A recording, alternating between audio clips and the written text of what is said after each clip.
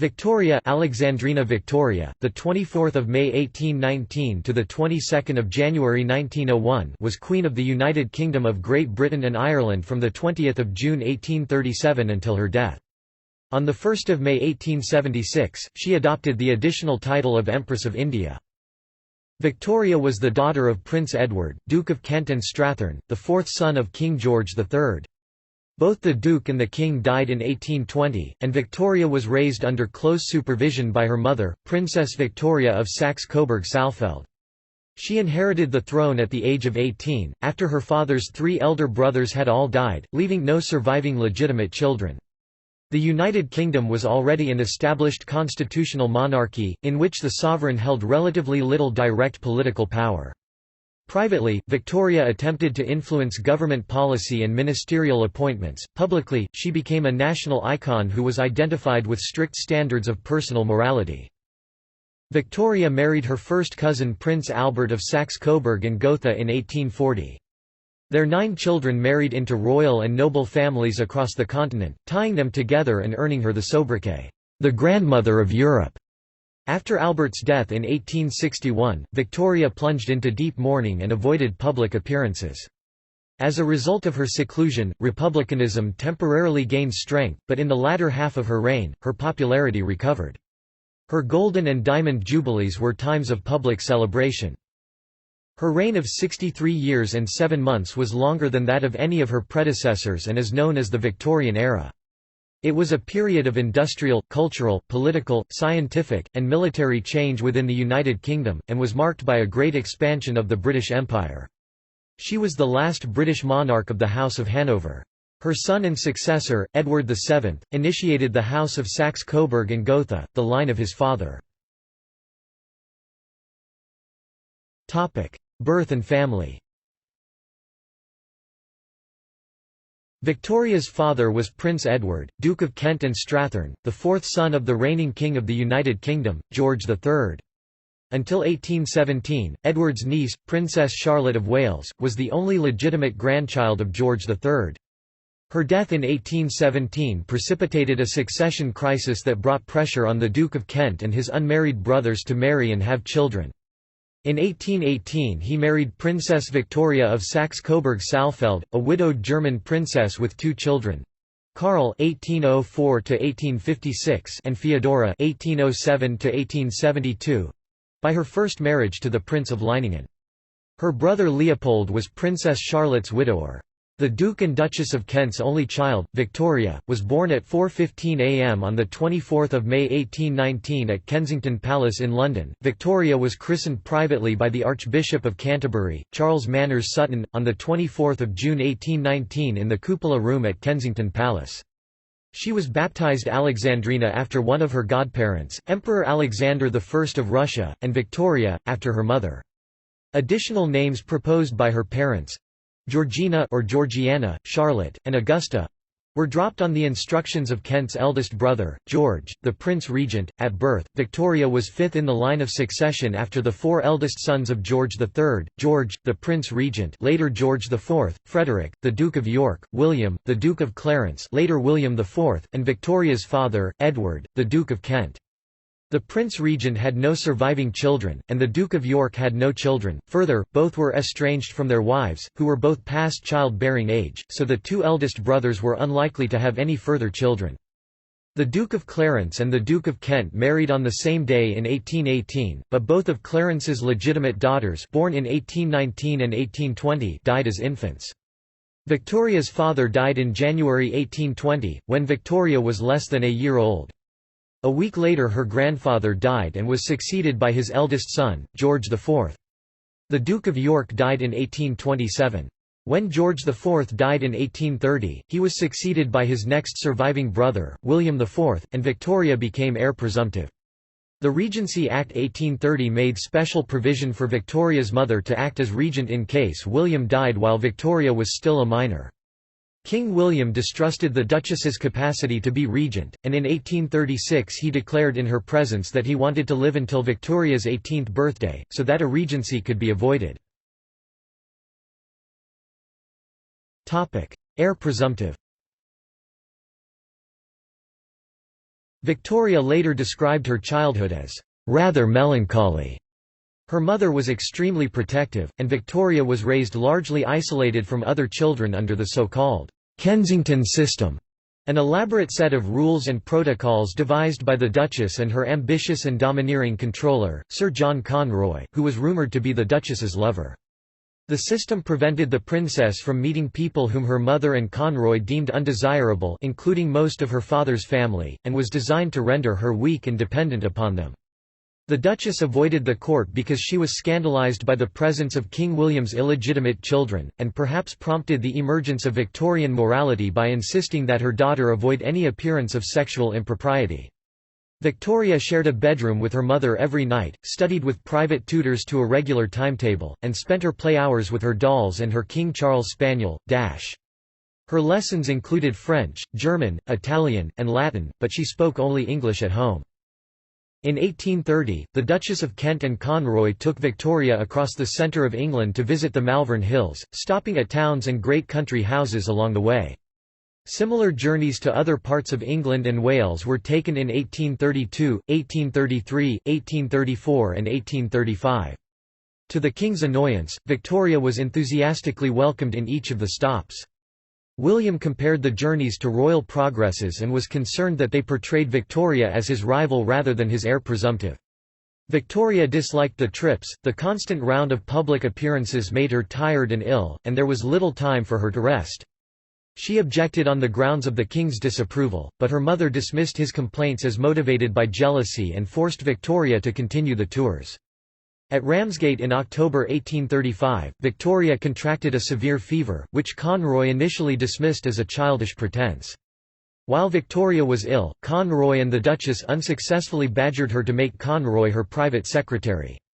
As a teenager, Victoria resisted persistent attempts by her mother and Conroy to appoint him to her staff. Once queen, she banned him from her presence, but he remained in her mother's household. By 1836, the Duchess's brother, Leopold, who had been King of the Belgians since 1831, hoped to marry his niece to his nephew, Prince Albert of Saxe-Coburg and Gotha. Leopold, Victoria's mother, and Albert's father, Ernest I, Duke of Saxe-Coburg and Gotha, were siblings. Leopold arranged for Victoria's mother to invite her Coburg relatives to visit her in May 1836, with the purpose of introducing Victoria to Albert. William IV, however, disapproved of any match with the Coburgs, and instead favoured the suit of Prince Alexander of the Netherlands, second son of the Prince of Orange. Victoria was aware of the various matrimonial plans and critically appraised a parade of eligible princes. According to her diary, she enjoyed Albert's company from the beginning. After the visit she wrote, "Albert is extremely handsome, his hair is about the same color as mine, his eyes are large and blue, and he has a beautiful nose and a very sweet mouth with fine teeth, but the charm of his countenance is his expression, which is most delightful." Alexander, on the other hand, she described as very plain. Victoria wrote to her uncle Leopold, whom Victoria considered her best and kindest adviser, to thank him for the prospect of great happiness you have contributed to give me, in the person of dear Albert. He possesses every quality that could be desired to render me perfectly happy.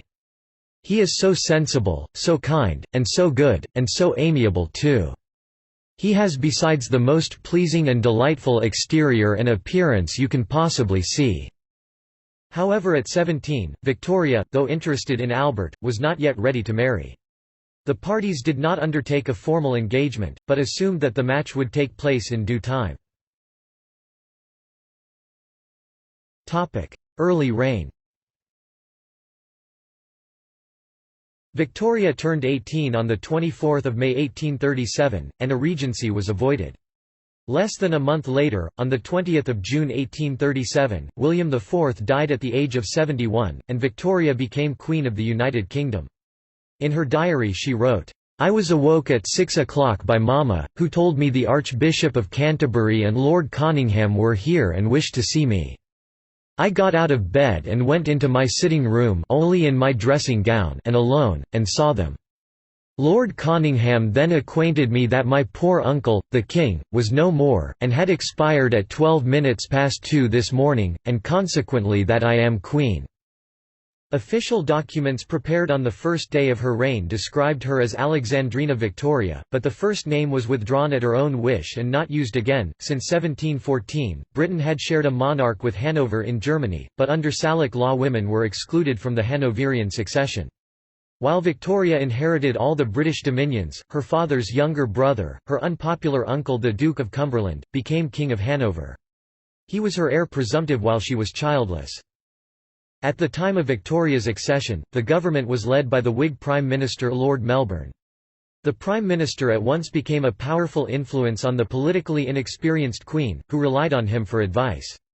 Charles Greville supposed that the widowed and childless Melbourne was "passionately fond of her as he might be of his daughter if he had one", and Victoria probably saw him as a father figure.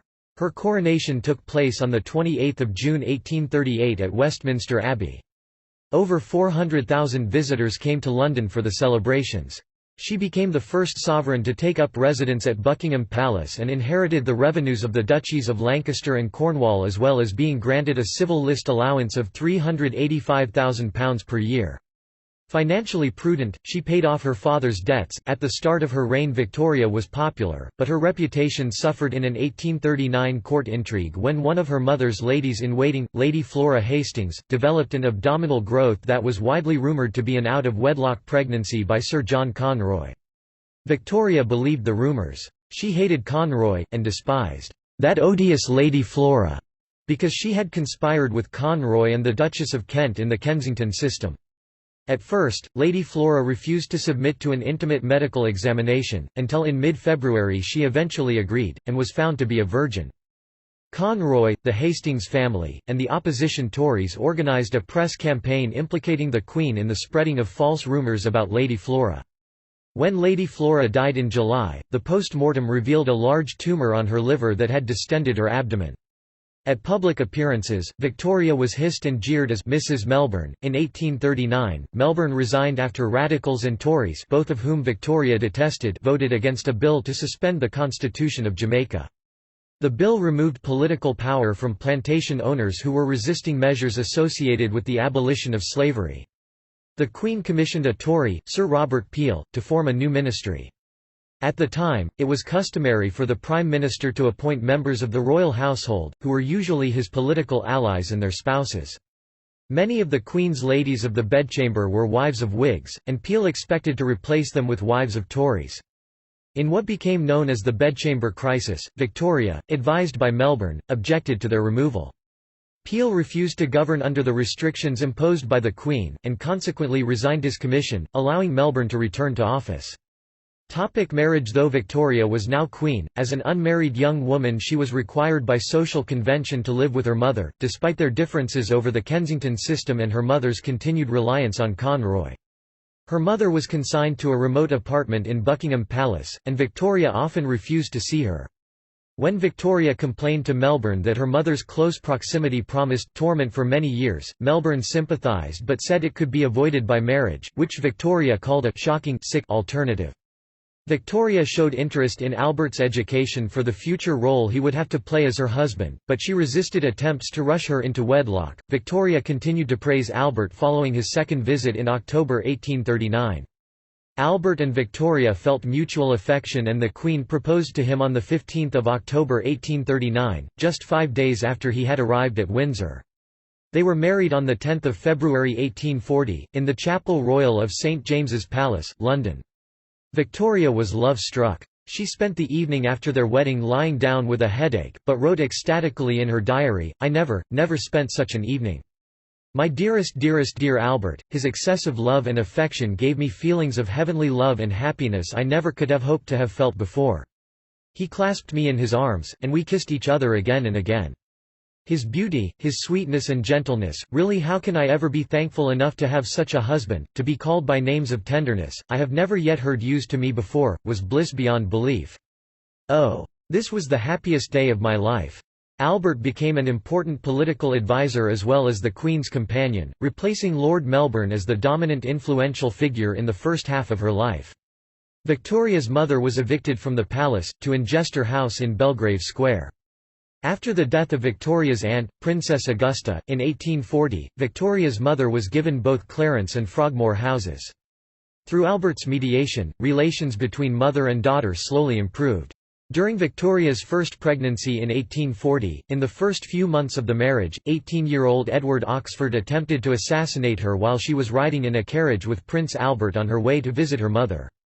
Oxford fired twice, but either both bullets missed or, as he later claimed, the guns had no shot. He was tried for high treason, found not guilty on the grounds of insanity, committed to an insane asylum indefinitely, and later sent to live in Australia. In the immediate aftermath of the attack, Victoria's popularity soared, mitigating residual discontent over the Hastings affair and the bedchamber crisis. Her daughter, also named Victoria, was born on 21 November 1840. The Queen hated being pregnant, viewed breastfeeding with disgust, and thought newborn babies were ugly.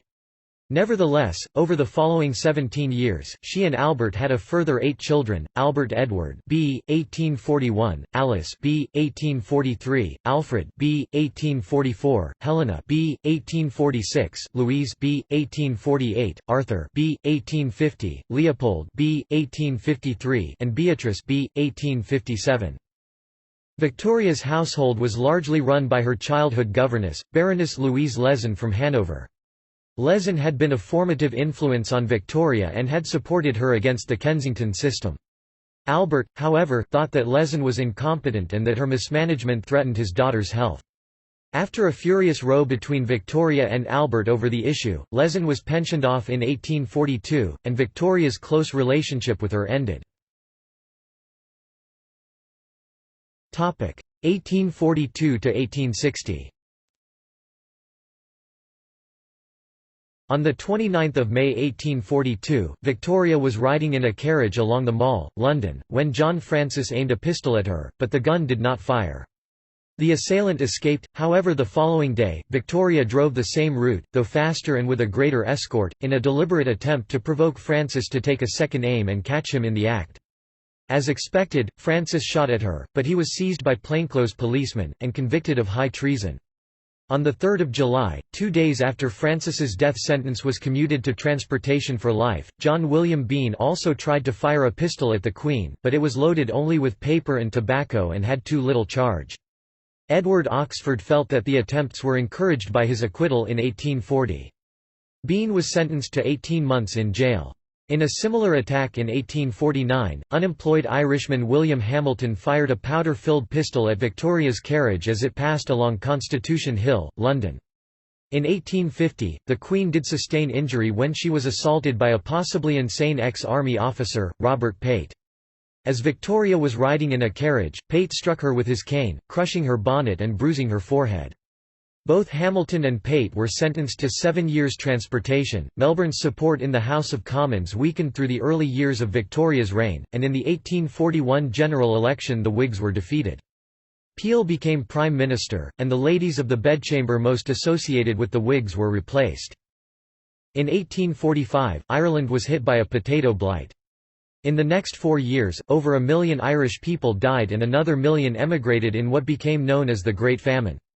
In Ireland, Victoria was labelled, "the Famine Queen."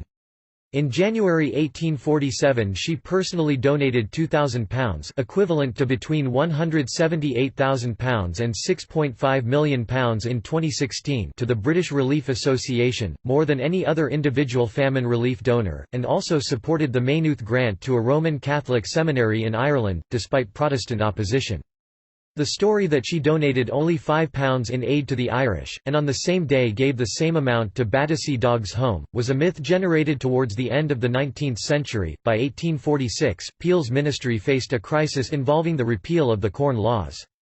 Many Tories—by then known also as Conservatives—were opposed to the repeal, but Peel, some Tories, the Peelites, most Whigs and Victoria supported it. Peel resigned in 1846, after the repeal narrowly passed, and was replaced by Lord John Russell. Internationally, Victoria took a keen interest in the improvement of relations between France and Britain. She made and hosted several visits between the British royal family and the House of Orleans, who were related by marriage through the Coburgs. In 1843 and 1845, she and Albert stayed with King Louis-Philippe I at Château d'Eu in Normandy. She was the first British or English monarch to visit a French monarch since the meeting of Henry VIII of England and Francis I of France on the Field of the Cloth of Gold in 1520. When Louis-Philippe made a reciprocal trip in 1844, he became the first French king to visit a British sovereign. Louis-Philippe was deposed in the revolutions of 1848, and fled to exile in England. At the height of a revolutionary scare in the United Kingdom in April 1848, Victoria and her family left London for the greater safety of Osborne House, a private estate on the Isle of Wight that they had purchased in 1845 and redeveloped. Demonstrations by Chartists and Irish nationalists failed to attract widespread support, and the scare died down without any major disturbances. Victoria's first visit to Ireland in 1849 was a public relations success, but it had no lasting impact or effect on the growth of Irish nationalism. Russell's ministry, though Whig, was not favoured by the Queen. She found particularly offensive the Foreign Secretary, Lord Palmerston, who often acted without consulting the Cabinet, the Prime Minister, or the Queen. Victoria complained to Russell that Palmerston sent official dispatches to foreign leaders without her knowledge, but Palmerston was retained in office and continued to act on his own initiative, despite her repeated remonstrances. It was only in 1851 that Palmerston was removed after he announced the British government's approval of President Louis Napoleon Bonaparte's coup in France without consulting the Prime Minister. The following year, President Bonaparte was declared Emperor Napoleon III, by which time Russell's administration had been replaced by a short-lived minority government led by Lord Derby. In 1853, Victoria gave birth to her eighth child, Leopold, with the aid of the new anaesthetic, chloroform. Victoria was so impressed by the relief it gave from the pain of childbirth that she used it again in 1857 at the birth of her ninth and final child, Beatrice, despite opposition from members of the clergy, who considered it against biblical teaching, and members of the medical profession, who thought it dangerous. Victoria may have suffered from postnatal depression after many of her pregnancies. Letters from Albert to Victoria intermittently complain of her loss of self-control. For example, about a month after Leopold's birth, Albert complained in a letter to Victoria about her continuance of hysterics over a miserable trifle. In early 1855, the government of Lord Aberdeen, who had replaced Derby, fell amidst recriminations over the poor management of British troops in the Crimean War. Victoria approached both Derby and Russell to form a ministry, but neither had sufficient support, and Victoria was forced to appoint Palmerston as Prime Minister. Napoleon III, since the Crimean War Britain's closest ally, visited London in April 1855, and from 17 to 28 August the same year Victoria and Albert returned the visit. Napoleon III met the couple at Boulogne and accompanied them to Paris. They visited the Exposition Universelle, a successor to Albert's 1851 brainchild The Great Exhibition, and Napoleon I's tomb at Les Invalides, to which his remains had only been returned in 1840, and were guests of honor at a 1,200-guest ball at the Palace of Versailles. On 14 January 1858, an Italian refugee from Britain called Felice Orsini attempted to assassinate Napoleon III with a bomb made in England. The ensuing diplomatic crisis destabilized the government, and Palmerston resigned. Derby was reinstated as Prime Minister. Victoria and Albert attended the opening of a new basin at the French military port of Cherbourg on 5 August 1858, in an attempt by Napoleon III to reassure Britain that his military preparations were directed elsewhere. On her return, Victoria wrote to Derby reprimanding him for the poor state of the Royal Navy in comparison to the French one. Derby's ministry did not last long, and in June 1859 Victoria recalled Palmerston to office. 11 days after Orsini's assassination attempt in France, Victoria's eldest daughter married Prince Frederick William of Prussia in London. They had been betrothed since September 1855. When Princess Victoria was 14 years old, the marriage was delayed by the Queen and Prince Albert until the bride was 17. The Queen and Albert hoped that their daughter and son-in-law would be a liberalizing influence in the enlarging Prussian state. Victoria felt sick at heart to see her daughter leave England for Germany. "It really makes me shudder," she wrote to Princess Victoria in one of her frequent letters. "When I look round to all your sweet, happy, unconscious sisters, and think I must give them up too, one by one." Almost exactly a year later, Princess Victoria gave birth to the Queen's first grandchild, Wilhelm, who would become the last German emperor. Widowhood. In March 1861, Victoria's mother died, with Victoria at her side. Through reading her mother's papers, Victoria discovered that her mother had loved her deeply. She was heartbroken, and blamed Conroy and Leeson for wickedly estranging her from her mother. To relieve his wife during her intense and deep grief, Albert took on most of her duties, despite being ill himself with chronic stomach trouble. In August, Victoria and Albert visited their son, Edward, Prince of Wales, who was attending army manoeuvres near Dublin, and spent a few days holidaying in Killarney. In November, Albert was made aware of gossip that his son had slept with an actress in Ireland. Appalled, Albert travelled to Cambridge, where his son was studying, to confront him. By the beginning of December, Albert was very unwell. He was diagnosed with typhoid fever by William Jenner, and died on 14 December 1861. Victoria was devastated. She blamed her husband's death on worry over the Prince of Wales's philandering. "He had been killed by that dreadful business," she said. She entered a state of mourning and wore black for the remainder of her life. She avoided public appearances, and rarely set foot in London in the following years. Her seclusion earned her the nickname, "Widow of Windsor." Her weight increased through comfort eating, which further reinforced her aversion to public appearances. Victoria's self-imposed isolation from the public diminished the popularity of the monarchy, and encouraged the growth of the Republican movement.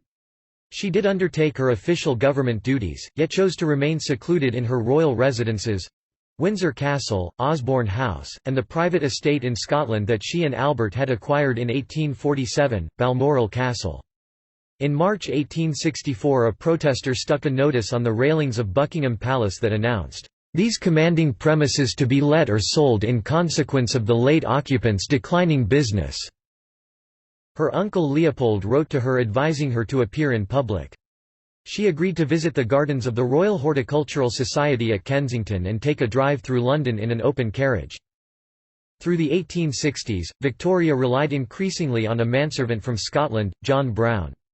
Slanderous rumours of a romantic connection and even a secret marriage appeared in print, and the Queen was referred to as Mrs. Brown. The story of their relationship was the subject of the 1997 movie Mrs. Brown. A painting by Sir Edwin Henry Landseer depicting the Queen with Brown was exhibited at the Royal Academy, and Victoria published a book, Leaves from the Journal of Our Life in the Highlands, which featured Brown prominently and in which the Queen praised him highly. Palmerston died in 1865, and after a brief ministry led by Russell, Derby returned to power. In 1866, Victoria attended the state opening of Parliament for the first time since Albert's death. The following year she supported the passing of the Reform Act 1867 which doubled the electorate by extending the franchise to many urban working men, though she was not in favour of votes for women. Derby resigned in 1868, to be replaced by Benjamin Disraeli, who charmed Victoria. "Everyone likes flattery," he said, "and when you come to royalty you should lay it on with a trowel." With the phrase, "We authors, ma'am," he complimented her. Disraeli's ministry only lasted a matter of months, and at the end of the year his Liberal rival, William Ewart Gladstone, was appointed Prime Minister. Victoria found Gladstone's demeanour far less appealing. He spoke to her, she is thought to have complained, as though she were a public meeting rather than a woman. In 1870 Republican sentiment in Britain, fed by the Queen's seclusion, was boosted after the establishment of the Third French Republic. A Republican rally in Trafalgar Square demanded Victoria's removal, and radical MPs spoke against her. In August and September 1871, she was seriously ill with an abscess in her arm, which Joseph Lister successfully lanced and treated with his new antiseptic carbolic acid spray. In late November 1871, at the height of the Republican movement, the Prince of Wales contracted typhoid fever, the disease that was believed to have killed his father, and Victoria was fearful her son would die. As the 10th anniversary of her husband's death approached, her son's condition grew no better, and Victoria's distress continued. To general rejoicing, he recovered. Mother and son attended a public parade through London and a grand service of Thanksgiving in St. Paul's Cathedral on 27 February 1872, and Republican feeling subsided. On the last day of February 1872, 2 days after the Thanksgiving service, 17-year-old Arthur O'Connor, a great-nephew of Irish MP Feargus O'Connor, waved an unloaded pistol at Victoria's open carriage just after she had arrived at Buckingham Palace. Brown, who was attending the Queen, grabbed him and O'Connor was later sentenced to 12 months imprisonment, and a birching. As a result of the incident, Victoria's popularity recovered further. Empress of India. After the Indian Rebellion of 1857, the British East India Company, which had ruled much of India, was dissolved, and Britain's possessions and protectorates on the Indian subcontinent were formally incorporated into the British Empire. The Queen had a relatively balanced view of the conflict, and condemned atrocities on both sides. She wrote of her feelings of horror and regret at the result of this bloody civil war, and insisted, urged on by Albert, that an official proclamation announcing the transfer of power from the company to the state should breathe feelings of generosity, benevolence and religious toleration. At her behest, a reference threatening the undermining of native religions and customs was replaced by a passage guaranteeing religious freedom. In the 1874 general election, Disraeli was returned to power. He passed the Public Worship Regulation Act 1874, which removed Catholic rituals from the Anglican liturgy and which Victoria strongly supported. She preferred short, simple services, and personally considered herself more aligned with the Presbyterian Church of Scotland than the Episcopal Church of England. Disraeli also pushed the Royal Titles Act 1876 through Parliament, so that Victoria took the title Empress of India from 1 May 1876. The new title was proclaimed at the Delhi Durbar of 1 January 1877. On 14 December 1878, the anniversary of Albert's death, Victoria's second daughter Alice, who had married Louis of Hesse, died of diphtheria in Darmstadt. Victoria noted the coincidence of the dates as almost incredible and most mysterious. In May 1879, she became a great-grandmother on the birth of Princess Feodora of Saxe-Meiningen and passed her poor old 60th birthday. She felt aged by the loss of my beloved child. Between April 1877 and February 1878, she threatened 5 times to abdicate while pressuring Disraeli to act against Russia during the Russo-Turkish War, but her threats had no impact on the events or their conclusion with the Congress of Berlin. Disraeli's expansionist foreign policy, which Victoria endorsed, led to conflicts such as the Anglo-Zulu War and the Second Anglo-Afghan War. If we are to maintain our position as a first-rate power, she wrote, we must be prepared for attacks and wars, somewhere or other, continually. Victoria saw the expansion of the British Empire as civilizing and benign, protecting native peoples from more aggressive powers or cruel rulers. It is not in our custom to annex countries, she said, unless we are obliged and forced to do so. To Victoria's dismay, Disraeli lost the 1880 general election, and Gladstone returned as Prime Minister. When Disraeli died the following year, she was blinded by fast-falling tears, and erected a memorial tablet placed by his grateful sovereign and friend, Victoria R.I. Later years. On 2 March 1882, Roderick Maclean, a disgruntled poet apparently offended by Victoria's refusal to accept one of his poems, shot at the Queen as her carriage left Windsor railway station. 2 schoolboys from Eton College struck him with their umbrellas, until he was hustled away by a policeman.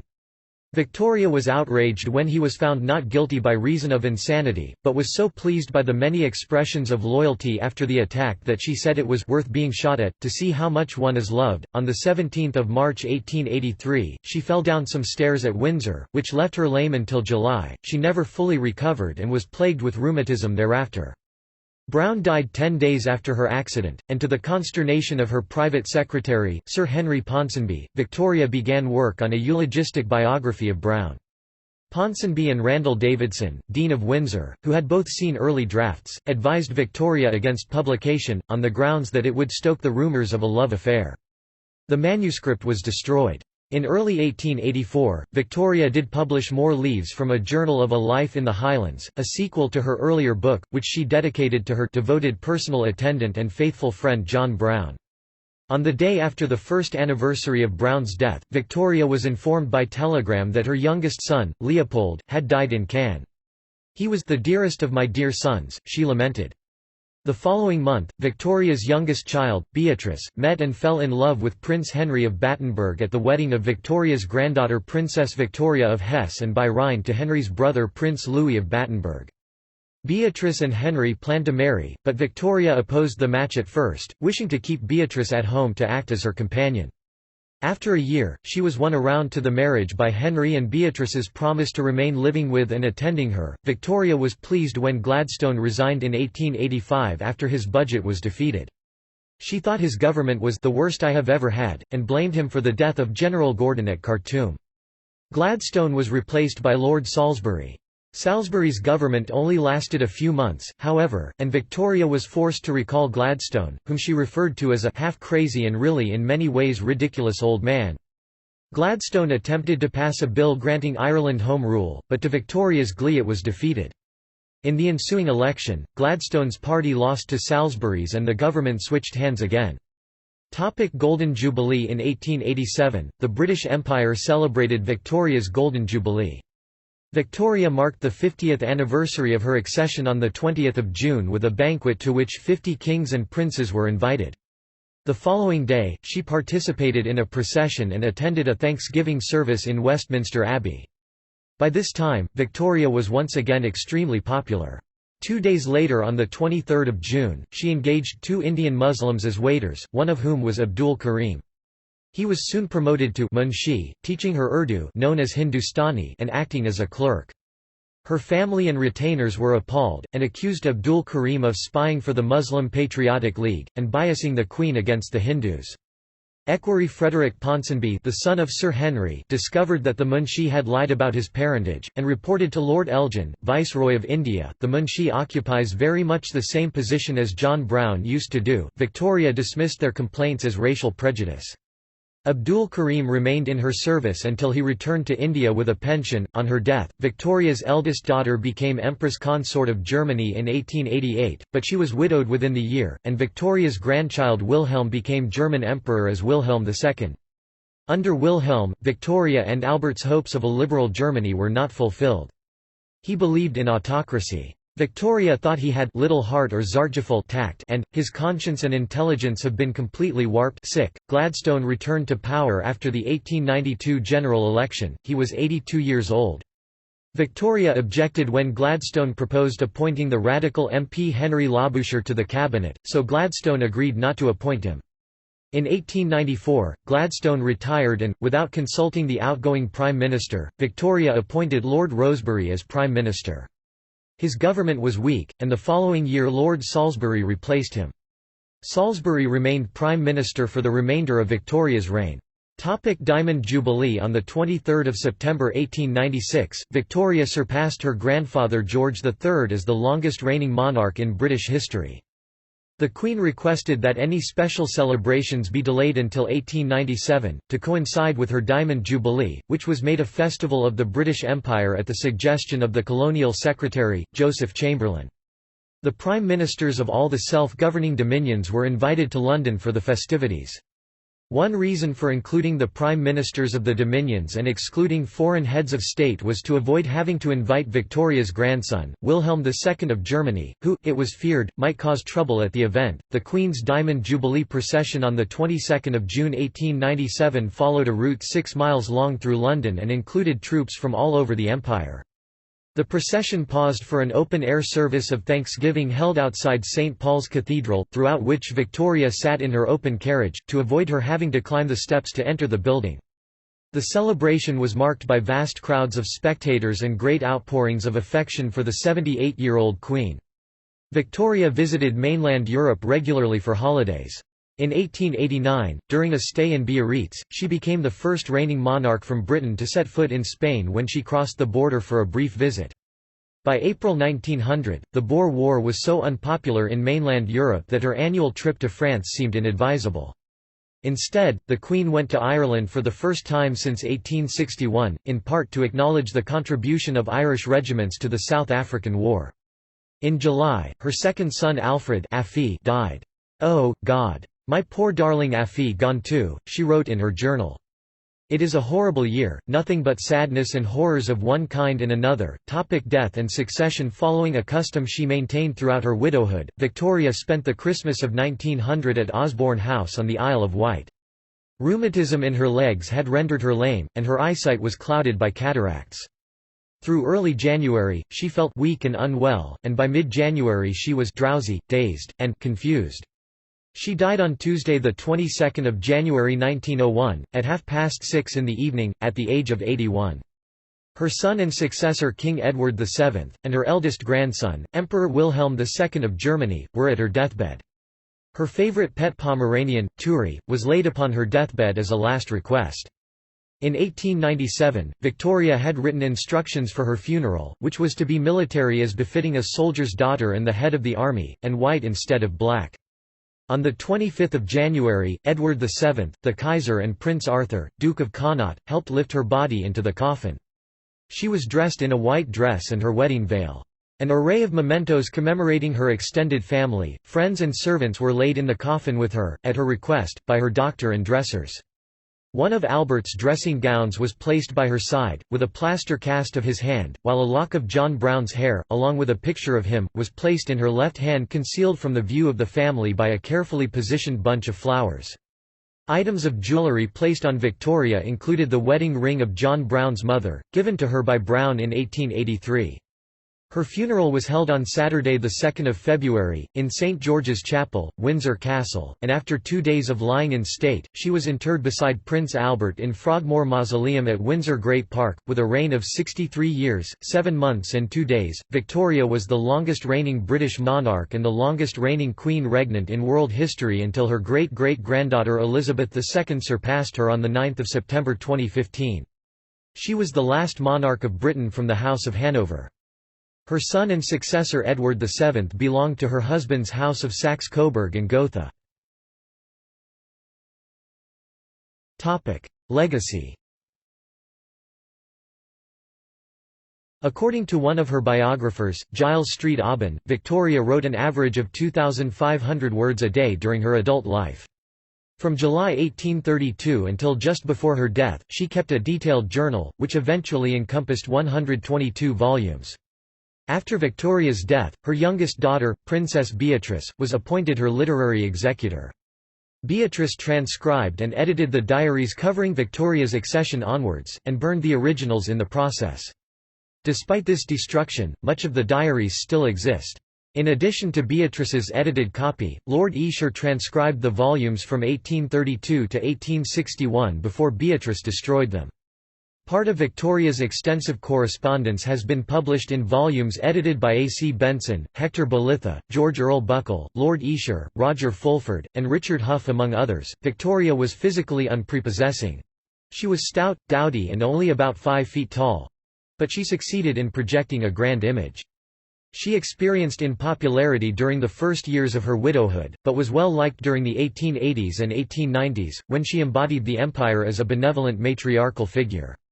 Only after the release of her diary and letters did the extent of her political influence become known to the wider public. Biographies of Victoria written before much of the primary material became available, such as Lytton Strachey's Queen Victoria of 1921, are now considered out of date. The biographies written by Elizabeth Longford and Cecil Woodham Smith, in 1964 and 1972 respectively, are still widely admired. They, and others, conclude that as a person Victoria was emotional, obstinate, honest, and straight-talking. Contrary to popular belief, her staff and family recorded that Victoria was immensely amused and roared with laughter. On many occasions, through Victoria's reign, the gradual establishment of a modern constitutional monarchy in Britain continued. Reforms of the voting system increased the power of the House of Commons at the expense of the House of Lords and the monarch. In 1867, Walter Bagehot wrote that the monarch only retained the right to be consulted, the right to encourage, and the right to warn. As Victoria's monarchy became more symbolic than political, it placed a strong emphasis on morality and family values, in contrast to the sexual, financial and personal scandals that had been associated with previous members of the House of Hanover and which had discredited the monarchy. The concept of the family monarchy, with which the burgeoning middle classes could identify, was solidified. Victoria's links with Europe's royal families earned her the nickname, the Grandmother of Europe. Victoria and Albert had 42 grandchildren, of whom 34 survived to adulthood. Their living descendants include Elizabeth II, Prince Philip, Duke of Edinburgh, Harold V of Norway, Carl XVI Gustaf of Sweden, Margrethe II of Denmark, and Felipe VI of Spain. Victoria's youngest son, Leopold, was affected by the blood-clotting disease haemophilia B, and 2 of her 5 daughters, Alice and Beatrice, were carriers. Royal haemophiliacs descended from Victoria included her great-grandsons, Alexei Nikolaevich, Tsarevich of Russia, Alfonso, Prince of Asturias, and Infante Gonzalo of Spain. The presence of the disease in Victoria's descendants, but not in her ancestors, led to modern speculation that her true father was not the Duke of Kent but a haemophiliac. There is no documentary evidence of a haemophiliac in connection with Victoria's mother, and as male carriers always suffer the disease, even if such a man had existed he would have been seriously ill. It is more likely that the mutation arose spontaneously because Victoria's father was over 50 at the time of her conception, and haemophilia arises more frequently in the children of older fathers. Spontaneous mutations account for about a third of cases. Around the world, places and memorials are dedicated to her, especially in the Commonwealth nations. Places named after her include Africa's largest lake, Victoria Falls, the capitals of British Columbia, Victoria, and Saskatchewan, Regina, and 2 Australian states, Victoria and Queensland. The Victoria Cross was introduced in 1856 to reward acts of valour during the Crimean War, and it remains the highest British, Canadian, Australian, and New Zealand award for bravery. Victoria Day is a Canadian statutory holiday and a local public holiday in parts of Scotland celebrated on the last Monday before or on 24 May, Queen Victoria's birthday. Titles, styles, honours and arms. Titles and styles. The 24th of May 1819 to the 20th of June 1837, Her Royal Highness Princess Alexandrina Victoria of Kent. The 20th of June 1837 to the 22nd of January 1901, Her Majesty the Queen. At the end of her reign, the Queen's full style and title were Her Majesty Victoria, by the grace of God, of the United Kingdom of Great Britain and Ireland, Queen, Defender of the Faith, Empress of India. Honours. Founder and Sovereign of the Order of the Star of India 1861. Founder and Sovereign of the Royal Order of Victoria and Albert 1861. Founder and Sovereign of the Order of the Crown of India 1878. Founder and Sovereign of the Distinguished Service Order 1886. Founder and Sovereign of the Royal Victorian Order 1896. Arms. As sovereign, Victoria used the Royal Coat of Arms of the United Kingdom. Before her accession, she received no grant of arms. As she could not succeed to the throne of Hanover, her arms did not carry the Hanoverian symbols that were used by her immediate predecessors. Her arms have been borne by all of her successors on the throne. Outside Scotland, the blazon for the shield—also used on the royal standard—is quarterly, I and IV, gules, 3 lions passant gardant in pale or for England, 2, or, a lion rampant within a double tresure flory counter flory gules for Scotland, 3, azure, a harp or stringed argent for Ireland. In Scotland, the first and fourth quarters are occupied by the Scottish lion, and the second by the English lions. The crests, mottos, and supporters also differ in and outside Scotland. Issue. Ancestry. Notes and references. Bibliography. Published primary sources. Benson, A. C., Esher, Viscount editors, 1907. The Letters of Queen Victoria, a selection of Her Majesty's correspondence between the years 1837 and 1861, London, John Murray. Bolitho, Hector editor, 1938 Letters of Queen Victoria from the Archives of the House of Brandenburg Prussia, London, Thornton Butterworth. Buckle, George Earle editor, 1926. The Letters of Queen Victoria, 2nd Series 1862–1885, London, John Murray. Buckle, George Earle editor, 1930. The Letters of Queen Victoria, 3rd Series 1886–1901, London, John Murray. Connell, Brian 1962, Regina v. Palmerston, The Correspondence Between Queen Victoria and Her Foreign and Prime Minister, 1837–1865, London, Evans Brothers Duff, David editor, 1968 Victoria in the Highlands, The Personal Journal of Her Majesty Queen Victoria, London, Muller Dyson, Hope, Tennyson, Charles editors, 1969 Dear and Honoured Lady, The Correspondence Between Queen Victoria and Alfred Tennyson, London, Macmillan Esher, Viscount editor, 1912. The Girlhood of Queen Victoria, a selection from Her Majesty's Diaries, 1832–40, London, John Murray Fulford, Roger editor, 1964 Dearest Child, Letters Between Queen Victoria and the Princess Royal, 1858–61, London, Evans Brothers Fulford, Roger editor, 1968 Dearest Mama, Letters Between Queen Victoria and the Crown Princess of Prussia, 1861–64, London, Evans Brothers Fulford, Roger editor, 1971 Beloved Mama, Private Correspondence of Queen Victoria and the German Crown Princess, 1878–85, London, Evans Brothers Fulford, Roger editor, 1971.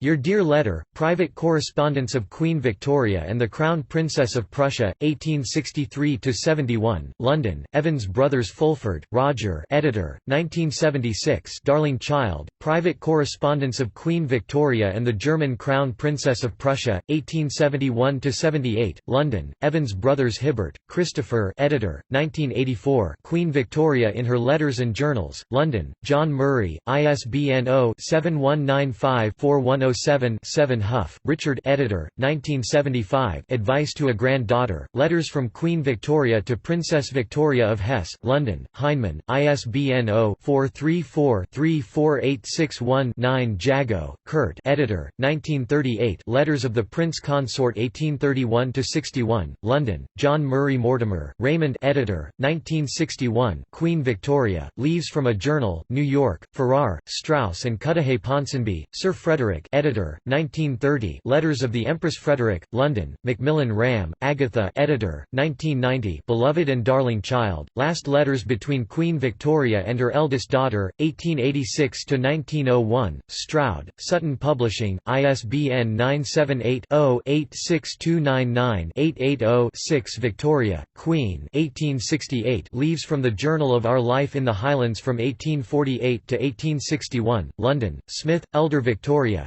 Queen 1884 More Leaves from the Journal of Our Life in the Highlands from 1862 to 1882, London, Smith, Elder Topic Further reading Arnstein, Walter L. 2003 Queen Victoria, New York, Palgrave Macmillan, ISBN 978-0-333-63806-4 Baird, Julia 2016 Victoria the Queen, An Intimate Biography of the Woman Who Ruled an Empire, New York, Random House, ISBN 978-1-4000-6988-0 Gardiner, Juliet 1997 Queen Victoria, London, Collins and Brown, ISBN 978-1-85585-469-7 Leiden, Ann M. 2014 A Royal Passion, Queen Victoria and Photography, Los Angeles, Getty Publications, ISBN 978-1-60606-155-8 Weintraub, Stanley 1987 Victoria, Biography of a Queen, London, HarperCollins, ISBN 978-0-04-923084-2 Wilson, A. N. 2014 Victoria, A Life, London, Atlantic Books, ISBN 978-1-84887-956-0 Topic External links Victoria at Encyclopædia Britannica archival material relating to Queen Victoria.